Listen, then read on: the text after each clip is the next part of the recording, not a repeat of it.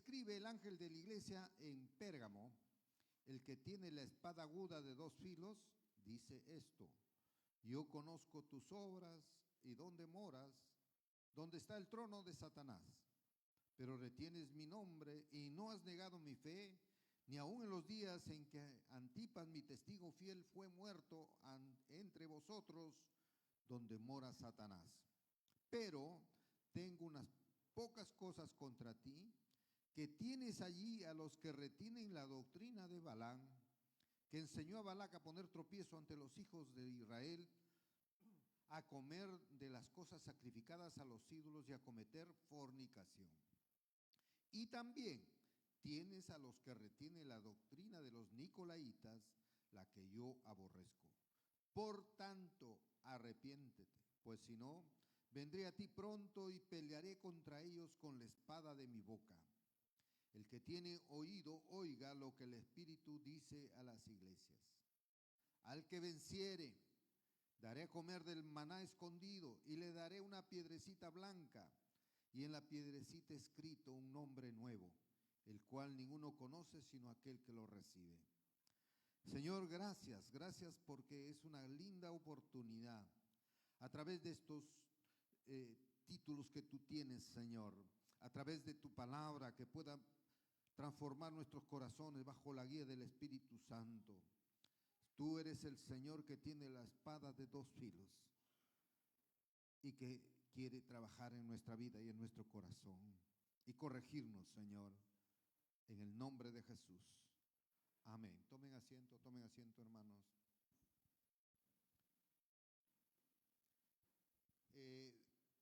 Pérgamo es una ciudad que ahora está en Turquía, ¿no?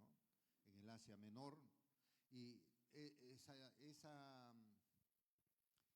ese pueblo, prácticamente fue la capital de la provincia de Asia en los tiempos del emperador Augusto César, ¿no? Y cuando la capital fue mudada también a Éfeso, el historiador romano Plinio el Viejo llamó a Pérgamo el lugar más famoso de Asia. Y durante el primer siglo esa ciudad tenía una población aproximadamente de 150,000 personas y ahí tenían un teatro, un coliseo, una gran biblioteca que también vamos a compartir. Los ciudadanos eran celosos y orgullosos quizá de lo que tenían y ricos, es decir, tenían una influencia seductora. El pueblo tenía una influencia a sus contornos y a su alrededor. En el aspecto religioso, Pérgamo era una ciudad muy idólatra, teniendo gran variedad de templos. Ahí estaba el templo de Zeus. Es más, nosotros estuvimos en Alemania hace algunos años, nos hicieron un tour por la casa ¿cómo se llama? De Lutero, de Martín Lutero, y luego fuimos a Berlín. En Berlín está uno de los mejores museos, que se llama el Museo de Pérgamo. Se llama así el museo. ¿Por qué? Porque han llevado, ahí en Pérgamo, en la ciudad Pérgamo, ya hay ruinas y ha sido prácticamente destruido todas las cosas que habían ahí, pero parte de eso lo han llevado a Pérgamo. Lo han llevado a través de trenes, lo han llevado y lo han puesto tal y como eso. Es como si esta parte del altar lo llevaran de aquí vamos a decir, a Arequipa, cortaran cada pedacito y lo llevan en camiones y lo ponen en su lugar. Y vuelven a hacer el altar, pero en Arequipa, por ejemplo, ¿no? Pero en este caso lo han llevado de Pérgamo a Alemania, a Berlín. Y en ese museo han puesto el templo que acaba de decir, donde está el trono de Satanás. En el versículo 2 habla del trono de Satanás. Ahora, ahí no solamente estaba el trono a Zeus, a Atenea, la diosa de la guerra. Además había muchos dioses. Pérgamo fue la ciudad que promovió en sus tiempos la adoración al emperador romano como un dios, ¿no? Era su devoción como un dios, que le llamaban al emperador Señor y Salvador. Pero nosotros sabemos quién es el Señor y Salvador, ¿verdad? Y ahí había una iglesia, hermanos. Ahí había una iglesia. Y construyeron un templo ahí en ese lugar al emperador Augusto, mientras todavía vivía. Ahora, también tenía una biblioteca. Dice que la biblioteca tenía más de 150,000 pergaminos, o sea, libros, ¿no? que estaban allí. Incluso Cleopatra también envió libros a esa ciudad para que ahí lo tuvieran. Entonces, pero fue también esta ciudad la que originó, por eso tendrá relación con el nombre Pérgamo, ¿verdad? Pergamino. El pergamino en donde después del papiro se hizo el pergamino para poder escribir, y hay muchos textos en el griego que están escritos en pergamino. Entonces, y es un material usado ampliamente en las escrituras en los tiempos de los helenistas o los griegos, ¿no? Pero ahora, no sabemos cómo llegó el evangelio a esa ciudad, no lo sabemos. Pablo hizo sus viajes misioneros, iba a Éfeso y estuvo en Éfeso en su primer viaje, en su segundo viaje también, pero seguramente en su tercer viaje, porque dice que se quedó en Éfeso aproximadamente unos 2 años. Y en esos 2 años mucha gente se convirtió, porque dice, de manera que todos los que habitaban en Asia, Hechos 19:10 dice, de manera que todos los que habitaban en Asia, judíos y griegos, oyeron la palabra del Señor. Mucha gente seguramente que escuchó ahí y se fueron de repente a Pérgamo y abrieron la iglesia, establecieron una iglesia allí en Pérgamo. Ahí dice que era la morada del diablo. Es decir, supuestamente había un trono, había un barrio donde había quizás lo que nosotros podríamos llamar aquí, habría un barrio, habría un casino, había burdeles, ¿no es cierto? Había bares, cantinas, etcétera, todo lugar donde se desarrollaban las cosas malas. Pero la iglesia, sin embargo, estaba ahí. Y por más que querían ser luz, estas tinieblas estaban a veces entrando en la congregación. Entraban en la congregación.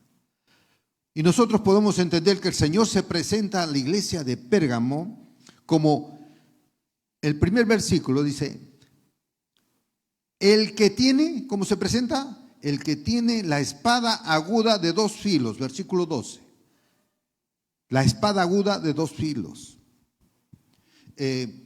Dice que en el libro de Apocalipsis esta espada sale de la boca del Señor. También lo dice en Hebreos, lo dice en Efesios. La palabra de Dios siempre va a ser comparada con esa espada de 2 filos. Con esa espada de 2 filos. En Apocalipsis estas palabras es usada, ¿sabe qué? Para juicio. El Señor Jesucristo dijo, la palabra que he hablado, esta palabra, usted puede decírselo a cualquier persona, a cualquier religión, que esta palabra va a ser la que va a juzgar en el día del juicio. La palabra de Dios. No va a ser porque tienes una religión, porque tienes una iglesia, porque asistes, sino la palabra va a ser el que va a juzgar a cada uno de nosotros y a cada uno de los de este mundo, algunos los que viven en este mundo de maldad. Entonces, la palabra que he hablado, ella juzgará en el día postrero. Apúntelo, eso es interesante que usted lo tenga para poder defender la sana doctrina, ¿no? Juan 12:48. Juan 12:48, ahí está. La palabra que he hablado, ella juzgará en el día postrero. Tenga en mente eso, porque hay muchas situaciones, muchas sectas, aparecen tantas cosas que se forman en nuestro Perú y en otros países con el propósito de alejar a la gente de la fuente que es la palabra del Señor. Así que la referencia que hace Hebreos nos dice 2 acciones la palabra de Dios. Dice que esa espada, ¿qué cosa hace? Parte, ¿verdad? Penetra y parte, ¿verdad? Penetra y parte. Puede llegar a decir a lo más profundo. Esta palabra es como espada de 2 filos, llega a lo más profundo del corazón humano y puede partir.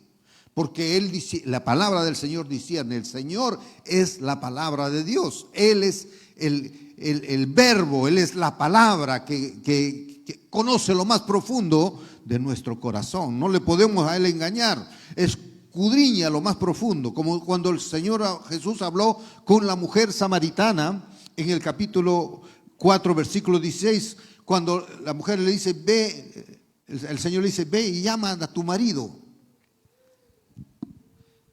Y el Señor ahí le vuelve a refutar y le dice, mira, 5 maridos has tenido y el que ahora tienes no es tu marido. Porque Él, el Señor, la palabra, conoce el corazón del ser humano. Conoce nuestra entrada, nuestra salida, nuestros pensamientos, las cosas ocultas, conoce lo más profundo de nuestro ser. Y por eso las palabras del Señor ponen en evidencia el pecado para juicio. Él pone en evidencia. La segunda acción que aquí vimos que es penetra, ¿verdad? Penetra y conoce y profundiza en todo nuestro ser, en todo nuestro corazón. La segunda acción es partir, dividir, y la palabra de Dios divide los pensamientos y las intenciones del corazón. Y la condición de esta iglesia de Pérgamo le había tocado vivir en un ambiente muy hostil, muy duro. La idolatría en esa ciudad era palpable porque allí moraba el trono de Satanás. Satanás no necesita una casa, un templo, no necesita para tratar de hacer cosas negativas, para hacer cosas malas. Estaba allí y Satanás también se pasea, ¿verdad? Tiene sus secuaces, su gente que lo hace, lo esparce por todo el mundo y le dan los datos, ¿no? Esto está pasando en Santa Anita, esto está pasando en la iglesia de Discípulos de las Naciones, y estaba en busca de buscar a alguien a quien devorar, ¿no? Quiere destruir y quiere. Así que cuando nosotros, ese espíritu moraba en Pérgamo, ¿no? Todo tipo de cosas malas. Ahí estaba más que en cualquier lugar, en esa iglesia, ahí estaba. Dice que Pérgamo, el trono de Satanás, que cuando la palabra de Dios, usted lee, cuando habla de trono, habla de gobierno. O sea, había un gobernante, alguien que estaba dirigiendo, alguien que reinaba, que tenía dominio, que tenía influencia, que tenía poder mejor que en otros lugares. En Pérgamo estaba el lugar, el trono de Satanás. Y en ese mismo lugar, ese mismo pueblo, estaba la iglesia del Señor Jesucristo. El diablo siempre va a ser opositor tuyo, mío, de la iglesia, de lo que hacemos, tratamos de avanzar, siempre va a poner tropiezo, siempre viene con fuerza contra los líderes, contra los pastores, siempre contra los servidores, siempre el diablo va a intentar dañar a la iglesia del Señor Jesucristo. Ahora, Pérgamo servía a muchos dioses, como por ejemplo Esculapio, que usted va a entender ahorita por qué se distinguía ese lugar, porque era un lugar de curación, había un manantial, algo le trae referencia, ¿verdad? Cuando se sanaba a los enfermos cuando se metían al manantial, eso había también en Pérgamo, y dice que la gente se amanecía de un día para otro para poderse meter y ser sanado. Y Esculapio estableció un símbolo, porque de ahí parte la medicina, el símbolo de la medicina parte de ese lugar de Pérgamo, porque ahí el símbolo es una serpiente envuelta, no sé si ustedes han visto, la serpiente envuelta, ¿no? Es entrelazada, ¿no? Y es un símbolo que se usa en el mundo médico, lo hemos visto en las ambulancias, ¿ha visto usted? Esas serpientes enlazadas es el símbolo de la medicina. ¿Y nació dónde? En Pérgamo. Ahí comenzó, ahí Esculapio hizo esa situación. Entonces, Satanás quiere imitar y va a querer imitar lo que hace Dios. Entonces, hubo persecución, ¿no? Quizás el culto al emperador tenía que ver con esa referencia al trono de Satanás. Era un centro idolátrico que produjo persecución hacia los creyentes. Y recuerde usted que esa persecución fue tal, porque la iglesia fue perseguida en los primeros años, que va a decir ahí, yo conozco tus obras, versículo 3, y dónde moras, dónde está el trono de Satanás, pero retienes mi nombre, no has negado mi fe, ni aún en los días en que Antipas, mi testigo fiel, fue muerto entre vosotros, donde mora Satanás. ¿Quién es? ¿Quién es Antipas? Él es un hombre fiel al Señor que pagó con su vida. Ser cristiano en Pérgamo era algo peligroso y difícil. Peligroso y difícil. Vivimos en tiempos muy difíciles en nuestra nación, en todas las naciones del mundo. La iglesia cada vez la está el mundo cercando para atacarla. Cada vez, en todo lugar, nosotros vamos a estar en el ojo de la tormenta para hacernos daño, porque recuerde, cuando yo me convertí, los primeros enemigos fueron mis hermanos y mis padres. Mis amigos en el trabajo donde yo trabajaba, los primeros enemigos, porque quieren volvernos ¿a dónde? A los vicios donde nos deleitábamos, donde vivíamos, al pecado, quieren volvernos a ellos, ¿no? Es la influencia que quiere ejercer sobre nosotros. Pero incluso el Señor oró antes de ir a la cruz y dijo, con respecto a nosotros, con respecto a la iglesia, en Juan 17:15. Juan 17:15. Juan 17:15 dice, no ruego que lo quites del mundo, sino que los guardes del mal. El Señor fue sobre la oración del Señor Jesús. No quiero que lo quites del mundo, sino que los guardes del mal. En Juan 17:5.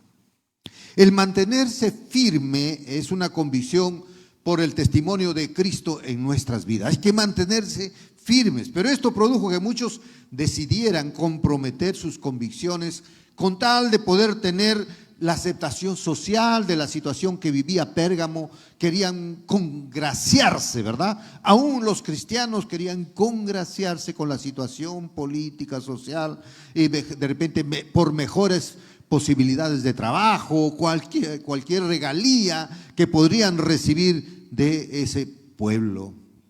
El mundo, hermanos, es enemigo del creyente. Entiéndalo bien claro. El mundo es enemigo del creyente. Está atacando constantemente con el fin de doblegar las condiciones de los hijos de Dios y conformarlo a este mundo. Eso es el deseo, de conformarnos, moldearnos conforme a la manera de pensar de este mundo. Así es. Así es. Yo, me reúno con mis hermanos a veces cada domingo un rato, en la noche, y casi siempre soy atacado por ellos. Basta que diga algo del Señor y empiezan a atacar. Pero están totalmente perdidos y necesitan del Señor, así que solo tengo que orar por ellos. Entonces, y el apóstol Pablo nos exhorta, Romanos 12:2. Romanos 12:2, ¿qué va a decir el Señor a la iglesia? No os conforméis a este siglo, sino transformaos por medio de la renovación de vuestro entendimiento. ¿Para qué? Para que comprobéis cuál sea la buena voluntad de Dios, agradable y perfecta. No tenemos que moldearlo. El mundo va a venir con todas sus fuerzas. El diablo usa al mundo, usa personas, usa familias para sacarnos del camino, para llevarnos a los vicios. No ha habido un día en que cuando me he reunido con amigos o compañeros que han trabajado conmigo, en que me han dicho un poquito de trago, un traguito, un poquito, nada más, solo para que brindes, ¿no? Cuánto el enemigo quiere hacernos caer a esa vida que teníamos antes de conocer al Señor. Y Antipas, este hombre que se mantuvo fiel, pagó con su vida, no negó al Señor. Seguramente se negó a decirle Señor al emperador. Ahí lo llevaron al trono donde está Satanás para que rindiera culto al emperador, reconociera como su Señor y su Salvador, pero él no lo hizo y murió. La tradición dice que este hombre murió metido dentro de un toro de bronce y asado al fuego, ¿no? Terrible, pero un hombre que se mantuvo fiel al Señor, Antipas, pagó con su vida. Pero otros decidieron dejar entrar a esa doctrina del mundo en la iglesia. Dejaron entrar. Por eso es que el Señor va a hablar a Pérgamo. El Señor va a referirse a Pérgamo. ¿Por qué? Porque en el mundo va a hablar después acerca de Balaam y acerca de los nicolaitas. Siempre, hermano, va a ser una decisión costosa lo que uno debe hacer. Costosa. Lo que uno debe hacer en medio de la presión que el mundo ejerce sobre nosotros. ¿No? Mucho aprendemos de lo que pasó con el rey de Babilonia. ¿Recuerdan? El rey de Babilonia quiso cambiar el lenguaje de los jóvenes que había llevado cautivos. Su lenguaje, quiso cambiar su comida, quiso cambiar su identidad, ¿no? Para que se olvidaran de que eran hebreos, que eran judíos, para que se olvidaran. Pero sin embargo no lo lograron, ¿no? Y es decir, quería cambiar su propósito de estos jóvenes, como el diablo y el mundo quiere cambiar nuestro propósito, el propósito nuestro, los planes que tiene el Señor para con nosotros. El diablo quiere cambiarlos y por eso es que quiere cambiar nuestro carácter. Y en el siguiente capítulo, Nabucodonosor demanda la entrega total y adoración a él. Él demandaba eso. Y en Pérgamo seguramente era lo mismo. Querían que adoraran al emperador. El mundo nos pretende envolver lentamente, pero al final va a demandar una entrega a él. Los jóvenes hebreos se mantuvieron firmes en medio de la prueba, aunque les costó, recuerdan, ser echados en el fuego, en el horno de fuego. Les costó, pero salieron victoriosos. Y esto es importante con relación a Pérgamo, porque entre las cosas que el Señor tiene que decir de esta iglesia de Pérgamo, tiene que ver con la doctrina, tiene que ver con la enseñanza, con las bases, el fundamento, tenía que ver con la doctrina, y ahí estaba metida la doctrina de Balaam y de los nicolaitas. Vamos a entender un poco, aunque la pastora dijiste algo.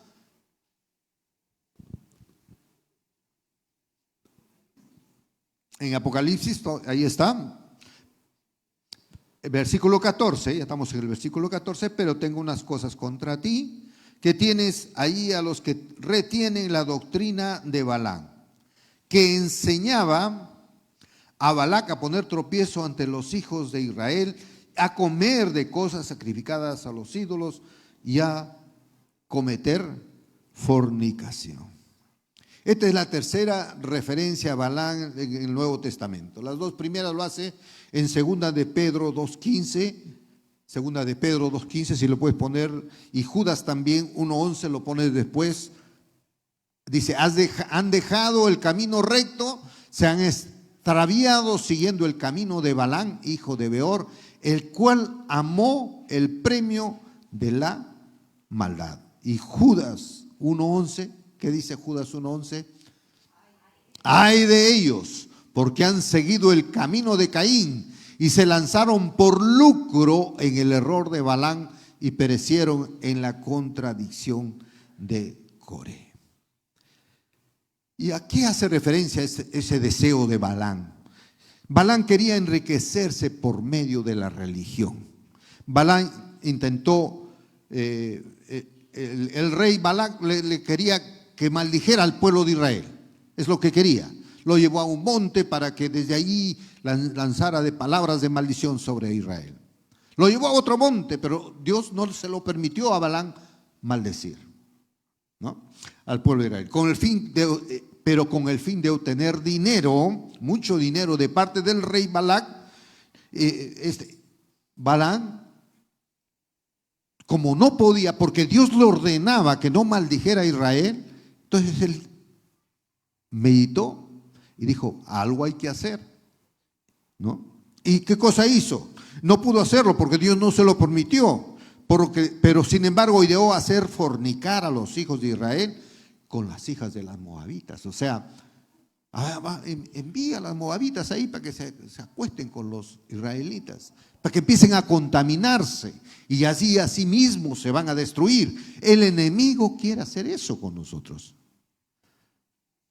El enemigo sutilmente se va a meter para hacernos caer, para hacernos pecar. ¿no? Es importante. Y de esa forma, él podría traer la ira y el juicio de Dios contra Israel, si es que lo lograba. La lección aquí es que el enemigo es astuto, el diablo es astuto en buscar la manera de introducirse en el pueblo del Señor para apartarlo del amor verdadero, del amor sincero al Señor. No va a querer distraer, no va a querer confundir, ¿no? Y eso fue lo que hizo Balaam al introducir a esas mujeres moabitas entre el pueblo, que lo incitaron a involucrarse en los cultos idolátricos. ¿Cuánta gente? Vamos a la fiesta, la patrona tal, vamos a bailar, mira, de repente tú no tomes, pero vamos, ¿no? Estás participando. Y acá dice que nosotros nos debemos abstener. Esta es la estrategia del mundo sobre el creyente. Por eso el apóstol Juan nos advierte en la palabra, primera de Juan 2, del 15 al 17, primera de Juan 2, del 15 al 17. No améis al mundo, ni las cosas que están en el mundo. No améis, ¿qué cosa? El mundo es atractivo, es bonito, hemos estado ahí. Y había placer, había muchas cosas. Muchos de nosotros, hay algunos jovencitos y todavía no, pero ni tampoco queremos que se vayan al mundo, pero el mundo lo va a querer absorber. La presión de grupo, hermanos, si de acá tenemos por decir 15 adolescentes, pero ¿cuántos adolescentes hay en un solo colegio? ¿No? Como 400, la presión es muy fuerte. Pero pedimos y oramos para que esa juventud, esos adolescentes, se mantengan firmes en los caminos del Señor, ¿no? Se mantengan fieles. Por eso está diciendo ahí, ¿qué más? El 16. Si alguno ama al mundo, el amor del Padre no está en él. Porque todo lo que hay en el mundo, todo, hermano, todo, amén. Los deseos de la carne, los deseos de los ojos y la vanagloria de la vida no proviene del Padre, sino del mundo. ¿Y el mundo qué? Pasa y sus deseos. Pero siempre los peros son muy buenos, ¿verdad? Pero el que hace la voluntad de Dios permanece para siempre. ¿Qué demanda el Señor a la iglesia del Señor? Que haga la voluntad de Dios y pueda permanecer para siempre. Entonces, esa es la doctrina de Balaam, que estaba metido en la iglesia. Ahí estaba, mezclado entre los hermanos. Ahora, la otra doctrina que se refiere, dice, la doctrina de Balaam, que se llama Balaam, ¿verdad? Y también, versículo 15, y también tiene, de Apocalipsis 2, y también tienes a los que retienen la doctrina de los nicolaitas, la que yo aborrezco. Yo aborrezco. Y es difícil saber con exactitud cuál es la doctrina de los nicolaitas, y lo menciona en el versículo 6 aquí y en el 15 también lo vuelve a mencionar, pero hay dos posturas. Uno dicen que en Hechos capítulo 6 versículo 5, que habla de un Nicolás, que era prosélito de Antioquía, y que pensaron que él se había convertido al Señor, y él enseñaba a otros, y malinterpretaron sus enseñanzas de Nicolás y formaron una secta. Y de acuerdo con este punto, la doctrina de los nicolaitas consistía en llevar al extremo la libertad cristiana para dar licencia ¿a qué? A la inmoralidad y la participación en los cultos paganos. Es decir, también puedes creer en Jesucristo, sigue todo, pero también haz esto, también puedes participar de lo otro, ¿no? Esa era.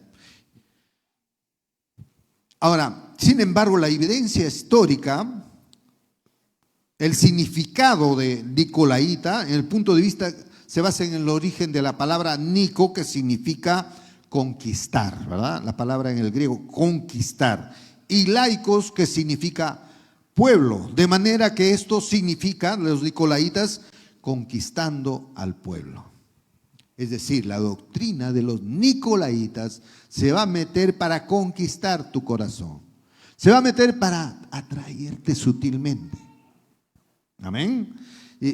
Y esto hace referencia a la imposición de la jerarquía que había en esos tiempos, donde uno imponía su autoridad sobre el pueblo de Dios y los conducía de manera negativa y contraria para que pecaran, para que fallaran al Señor.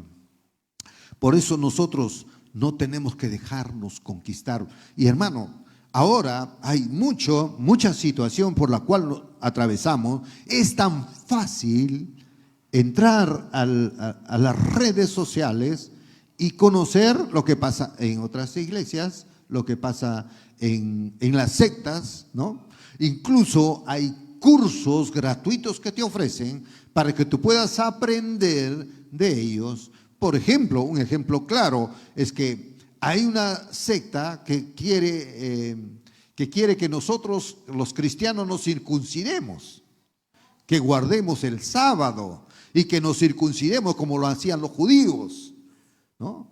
Y si tú estudias o sigues esa doctrina, porque es tan fácil entrar, es gratuito, puedes estar estudiando ahí, te van confundiendo poco a poco, hasta el final te sacan de él.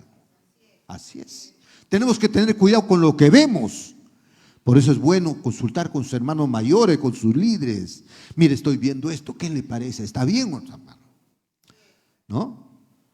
Entonces, pero eso es lo que quiere, conquistar al pueblo. ¿Conquistar al pueblo para qué? Para dividirlo, para sacarlo del lugar, para causar la división que muchas veces sucede.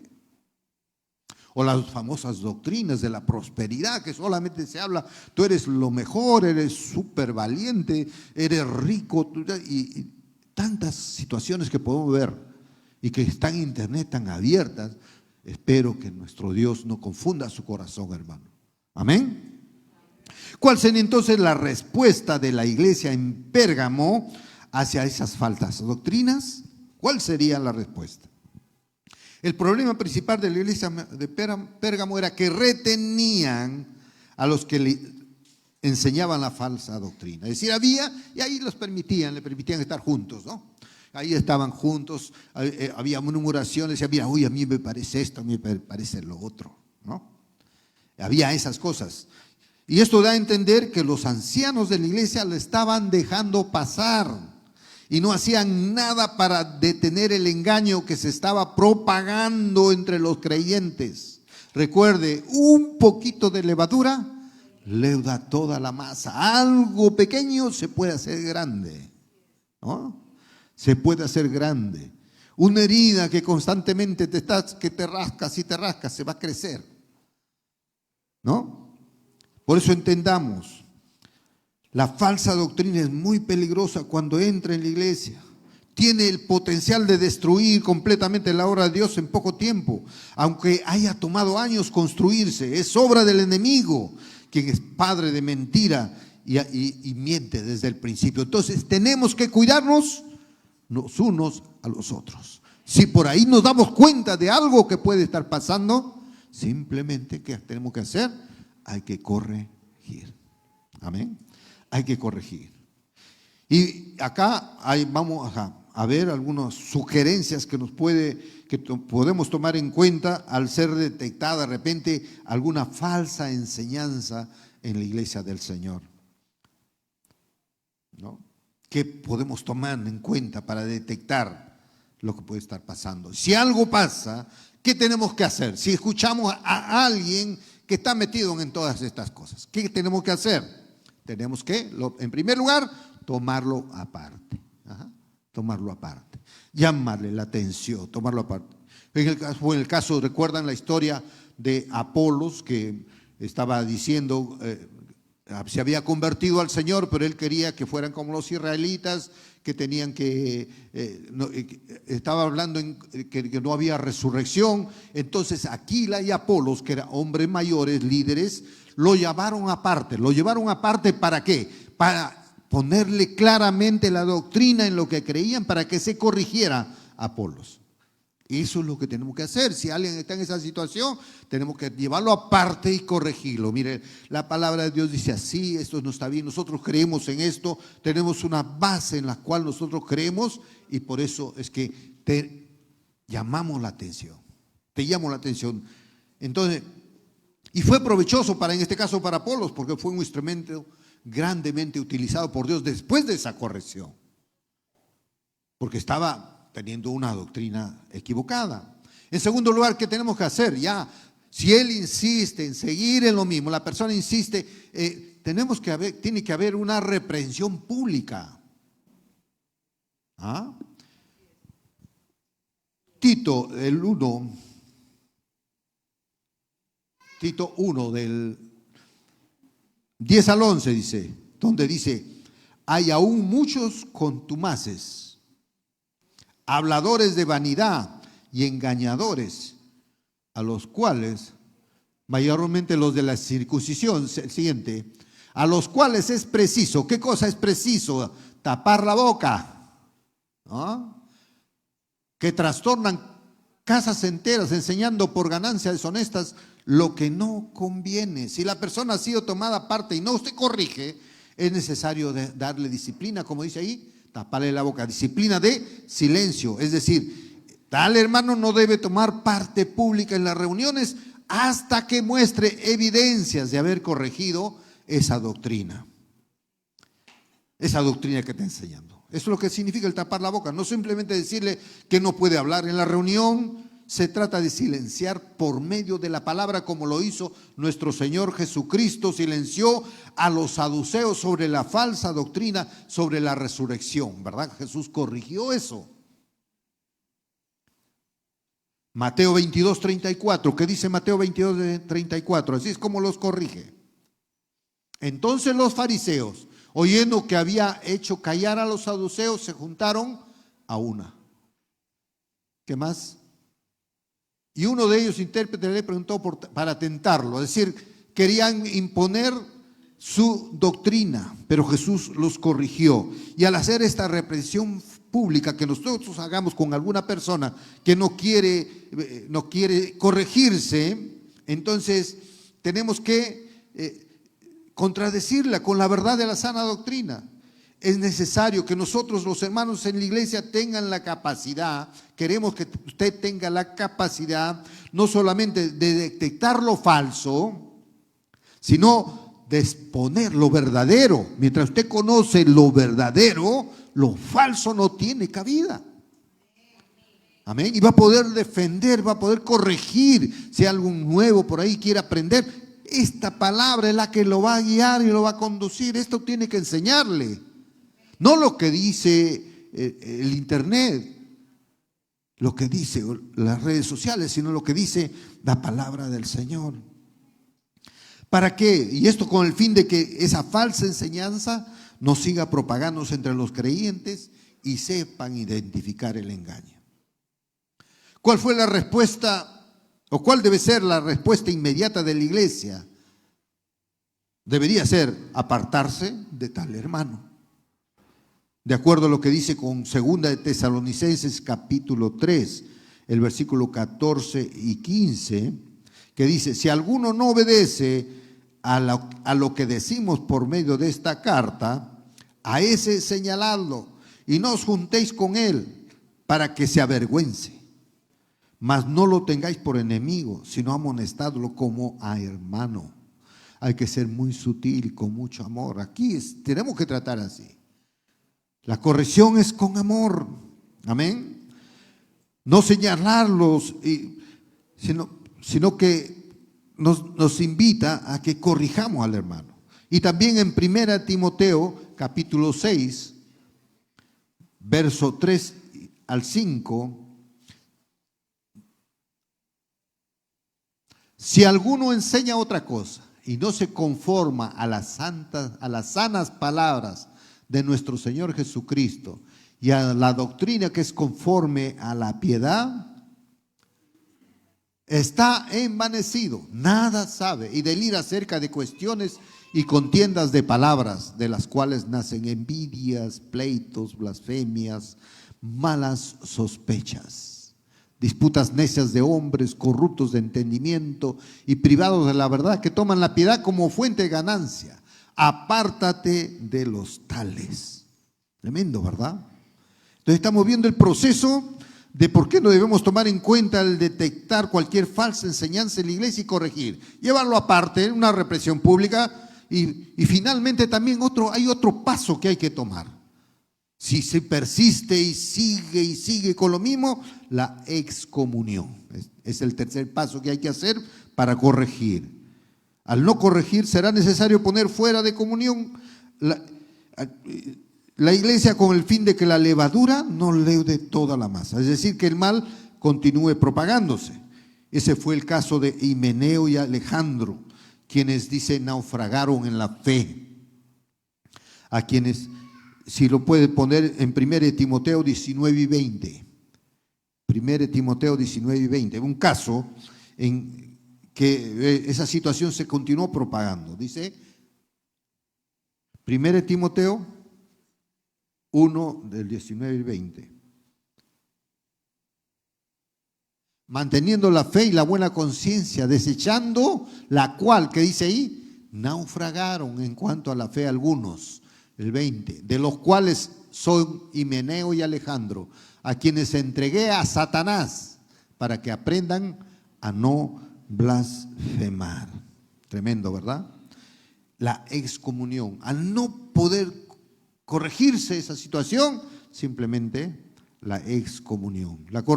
Y por supuesto, no solamente va a pasar eso, sino que el Señor va a corregir también. El Señor va a corregir. Amén. Cuando corrige el Señor, hermanos, es tremendo. Versículo 16 de Apocalipsis 2. Dice, por tanto, arrepiéntete. Es la corrección del Señor. Arrepiéntete, pues si no, vendré a ti pronto y pelearé contra ellos con la espada de mi boca. Arrepiéntete, si no vendré pronto a ti. ¿Qué había pasado? Habían dejado pasar el problema que había sucedido ahí en Pérgamo por mucho tiempo. Y el juzgar el pecado se había vuelto algo urgente, algo urgente. Era urgente corregir esa situación. Mucho tiempo estaba el problema. Era urgente y necesario que corrigiera. Como ahí dice, por tanto, arrepiéntete. Pero si no, vendré a ti, contra ti, pelearé contra ellos con la espada de mi boca. Santiago se expresa de la siguiente manera sobre aquellos que estaban dejando que el mundo se introdujera en la vida de los creyentes. Santiago 4:4, hermano. Dice, ¿no sabéis que la amistad con el mundo es enemistad contra Dios? Es una pregunta. ¿No sabéis acaso que la amistad del mundo es enemistad contra Dios? Cualquiera pues que quiera ser amigo del mundo, se constituye, ¿qué cosa? Enemigo de Dios. Wow. ¿Cuántos quieren ser enemigos de Dios? Nadie, ¿verdad? Nadie. Mucha cosa seria sería ser enemigo de Dios. El diablo es enemigo de Dios. El diablo fue el primer pecador y fue echado del cielo. Y con él la tercera parte de ángeles se vinieron. Y eso es lo que están haciendo daño en este mundo. Y tientan y quieren hacer caer y todo lo demás. Se meten en las iglesias, quieren provocar a los líderes, quieren sacarlos del camino. La iglesia debía arrepentirse y ¿qué más? Y juzgar el pecado de la falsa doctrina. De lo contrario, que el Señor mismo tomaría acción prontamente. ¿Para qué? Para disciplinar a aquellos que estaban reteniendo esas falsas doctrinas. La palabra pelearé contra ellos quiere decir hacer guerra. Y se usa 4 veces en el libro de Apocalipsis. Sería extenderme mucho para hablar de todos los momentos en que él hace guerra. Pero en todas ellas se trata de fuertes batallas, hermanos, fuertes batallas.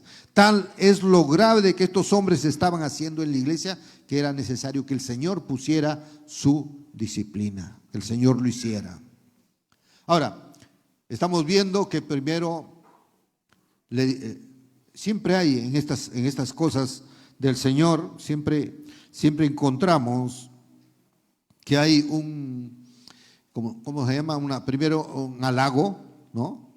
Después hay una reprensión y después un castigo, pero también hay algo que los llama una recompensa, ¿verdad? Una recompensa. Entonces, ¿cuál es la recompensa o la compensación para el creyente? Vea el versículo 17.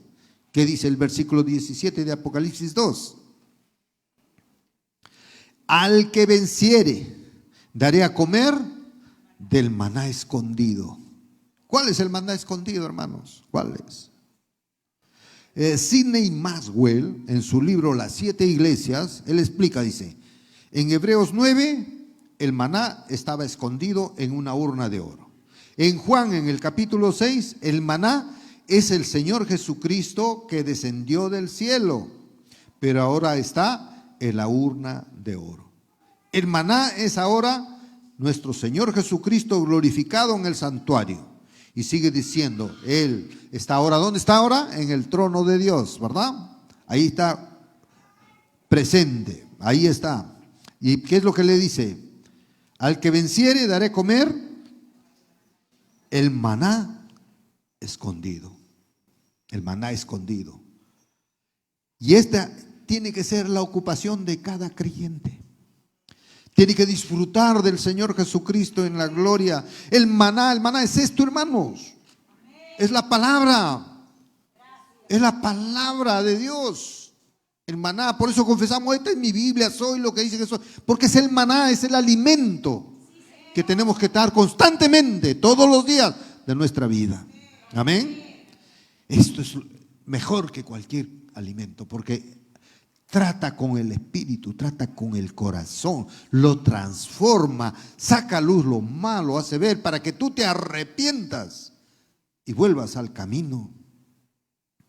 Amén.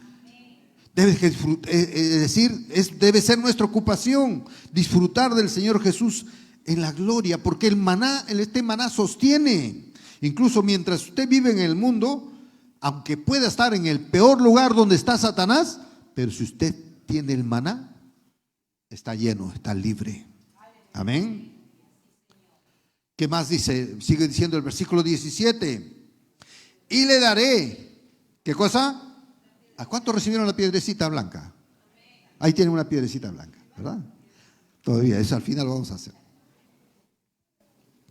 Una piedrecita blanca, y en la piedrecita escrito un nombre nuevo, el cual ninguno conoce sino aquel que lo recibe. Es difícil, hermanos, saber con exactitud el trasfondo relacionado con esa piedrecita, aunque mucho se ha escrito sobre ella. Una posibilidad es que en el contexto de los Juegos Olímpicos, donde el ganador recibía una piedra blanca con su nombre escrito.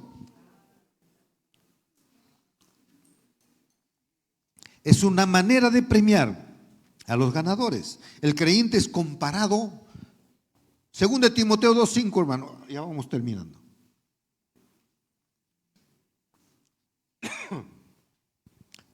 Según de Timoteo 2:5. Y también el que lucha como atleta no es coronado, sino lucha legítimamente. ¿Está comparado con quién? Con el atleta. ¿Qué hace el atleta? Se prepara. El día de ayer creo que ha sido, un tenista peruano ha ganado un concurso en Alemania, ha ganado un torneo de tenis, ¿no? Tenemos a un peruano que ya subió al puesto 34, creo que es, ¿no? Entonces va a poder pelear con los grandes, va a poder. Tenemos, mira, yo creo que si ese chico se esfuerza tanto por ser el mejor, nosotros tenemos que esforzarnos más para ser buenos cristianos. Amén. Esforzarnos. Solamente que el nombre escrito en esta piedra, dice ahí, es un nuevo nombre. Y en la piedrecita escrito un nombre nuevo.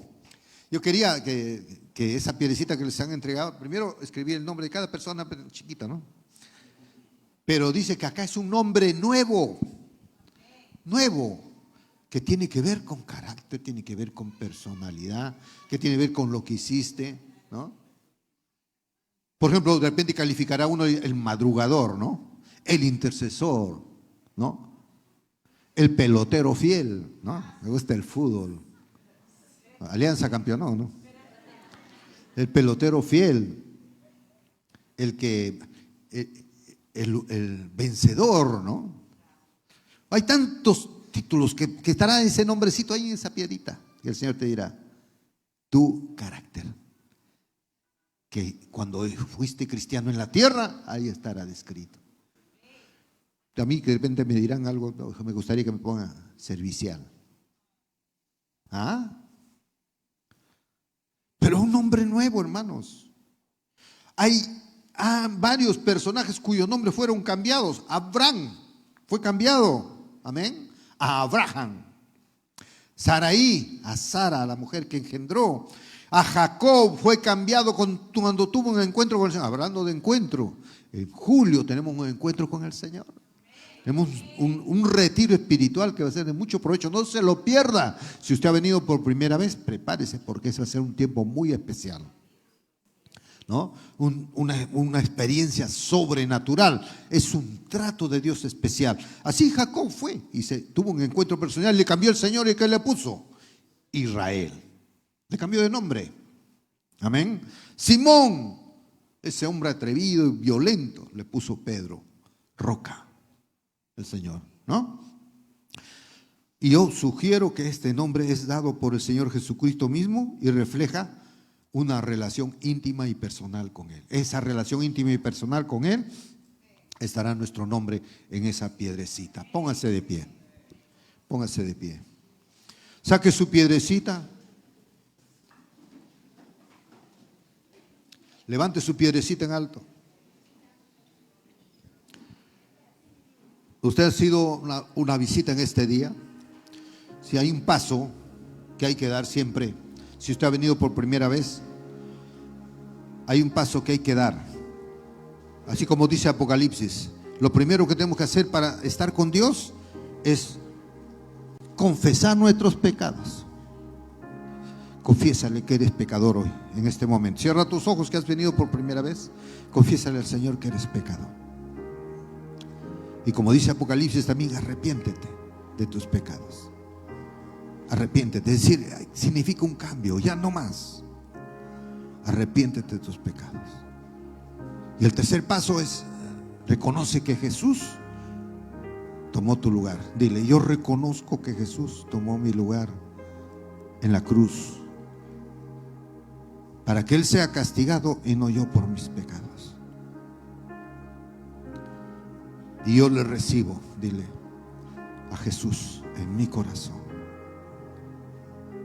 como mi Señor y mi Salvador. Salgo de este mundo para seguir a Jesús con todo mi corazón. Gracias, Señor. Gracias, Señor. Tu nombre, si has hecho esta oración, ha sido escrito en el libro de la vida. Y ya estás listo para que esa piedrecita, el Señor, cuando partamos a su presencia, nos dé esa piedrecita. Levante su piedrecita ahora y diga conmigo, Señor, un día una piedrecita en el cielo el Señor me dará. Oh, Señor, abasita rabasha. Y cambiará mi nombre. Cambiará mi nombre que me caracteriza como hijo de Dios. Ese nombre nuevo, Señor, hoy lo exhortaste en nuestro corazón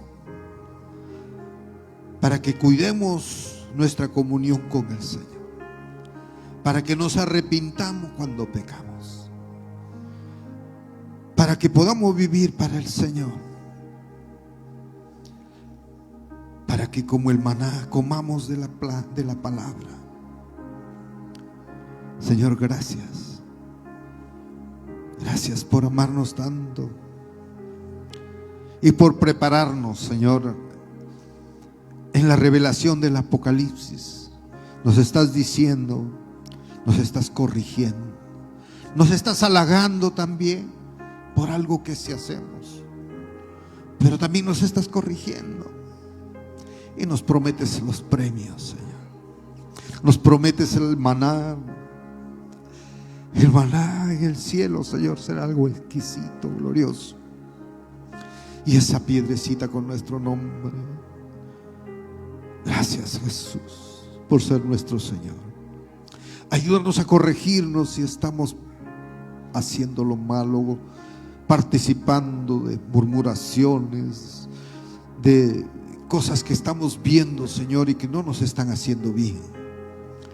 Ayúdanos a corregirnos de todo lo malo, Señor. Y como en Apocalipsis, como en esa iglesia de Pérgamo, guarda nuestra vida, nuestro corazón en medio de este mundo que parece el trono de Satanás, este mundo que nos quiere absorber, nos quiere tragar, Señor. Ayúdanos a mantenernos firmes, sin fluctuar el camino cristiano, a perseverar en la fe y sobre todo, Señor, a que nuestra luz alumbre en las tinieblas de este mundo. Gracias, Jesús. Amén. Amén.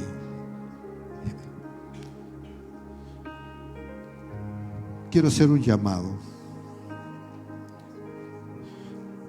Alguien hizo esta oración conmigo para entregar su vida al Señor. Quiero invitarle que venga un ratito. Quiero orar por ti. O reconciliación, o de repente esta palabra hoy te habló y te ha redarguido, y de repente has estado haciendo algo que te identifica con esto. Ven un ratito. El arrepentimiento es necesario. Amén. El arrepentimiento es necesario. Si nos arrepentimos, tú nos perdonas, nos limpias. Bendito sea el nombre de Jesús. Bendito sea el nombre de Jesús.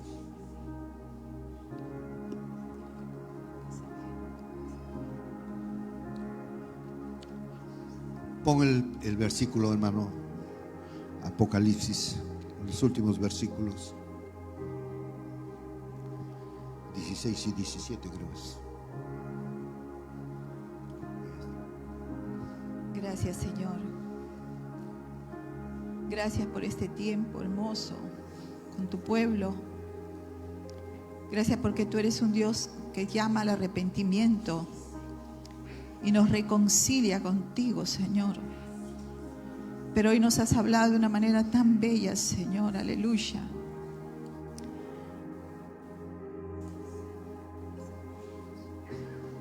Oh, bendito Dios.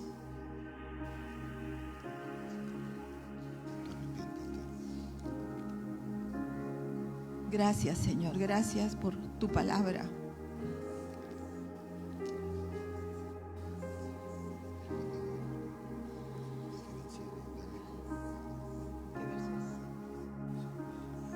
Verso 17, por favor.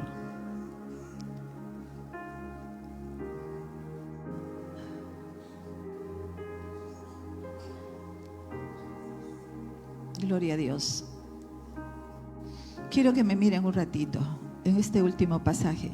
Cuando mi esposo preparaba este mensaje, realmente impactó mi corazón porque él me comentaba lo que estaba preparando y me hizo llegar hasta el final. Y entendí que nuestro Dios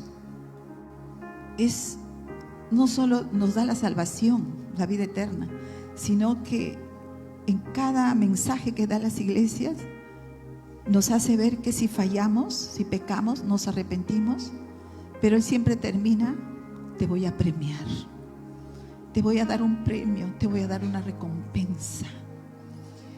Y entendí que es un Dios que recompensa. A veces no se habla mucho de eso. Y me acordé cuando yo iba al colegio de niña. Recuerdo, yo siempre me he movido por premios, he sido muy motivada por eso.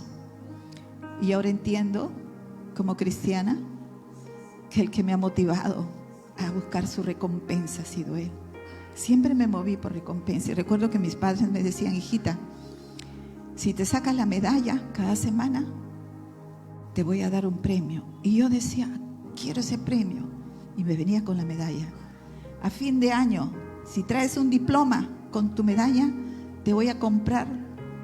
Recuerdo que ese recién salían las muñecas que caminan, unas grandes. Te voy a comprar tu muñeca que camina. Y yo, emocionada, y ya tan niña, yo le hablaba a Dios y le decía: Dios, ayúdame. Quiero estudiar, quiero alegrar el corazón de mis padres que tanto gastan en mi educación y tanto se esfuerzan. Quiero alegrar su corazón. Y quiero que ellos se alegren cuando venga con mi diploma y mi medalla. Y hermanos, me esforzaba y terminó el año, me dieron el diploma, primer puesto, con mi diploma, y yo contenta. Era una alegría, llevaba la movilidad. Cuando llegué a casa, estaba mi papá y mi mamá. Mira, papá, acá está mi diploma, acá está mi medalla. Y mi madre en especial me abrazó, me felicitó, mi papá contento. Lo vi contento porque era como que su esfuerzo, ¿no? Para mi persona había valido la pena. Y yo estaba contenta de verlos contentos. Y tuve mi recompensa de mi muñeca. Y cuando yo leo este pasaje, quiero alegrar el corazón de mi Dios. Nosotros tenemos que alegrar el corazón de nuestro Dios. Él es el Padre perfecto. Quizás nuestros padres terrenales no son perfectos, ni nosotros tampoco. Pero Él promete y lo cumple. Si aún los padres terrenales lo cumplen lo que promete, pero cuánto más Dios. Y por eso dice: al que vence, al que llega a la carrera, al que llega a la meta, le voy a dar ese premio donde va a estar tu nombre, todo lo que tú has hecho en esta tierra. Como dijo mi esposo, hay algo que nos va a caracterizar en esta vida, y ahí un nombre nuevo que nadie conoce sino aquel que lo recibe. Ese es el premio, es la vida eterna que Dios nos da. Ese es el premio que vamos a estar ahí con el Señor para siempre. Así que hay que pelear la batalla, hay que correr la carrera, hermano. Aquí no es si uno no, corramos la carrera, nos cansamos, nos levantamos, pero corramos la carrera. Todos tenemos que vencer y llegar a la meta. Nadie se debe quedar atrás. ¿Amén? Así que ustedes que han recibido a Cristo, ¿quién ha recibido a Cristo? Los que han hecho la oración. ¿Has hecho la oración? ¿Te vas a reconciliar o ya recibiste a Cristo? Todavía. Pastora Diana, acompáñala por favor. Hágala recibir al Señor. Jesucristo es lo más maravilloso, es lo más hermoso. Como dijo mi esposo, nosotros vinimos de un mundo caído, ¿no? Sabemos lo que es eso, pero nunca vamos a comparar esa vida terrible con la vida que ahora tenemos en Cristo. Va a haber problemas, dificultades, pero la presencia de Dios, ¿sabes qué es Dios? No es el hombre, es Dios, un ser maravilloso que te ama y que envió a su Hijo a morir por ti en la cruz. Derramó su sangre por todos tus pecados y nunca te va a rechazar si tú vienes. Y ahora estás aquí y Él está aquí. Pastora Edenita, hágale la oración mientras vamos orando. ¿Alguien más ha hecho la oración de arrepentimiento?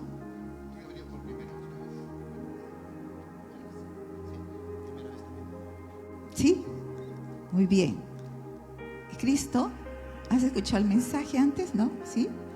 ¿Te reconcilias o primera vez que vas a reconciliar? Ah, ya conoces ya. Pero qué bueno.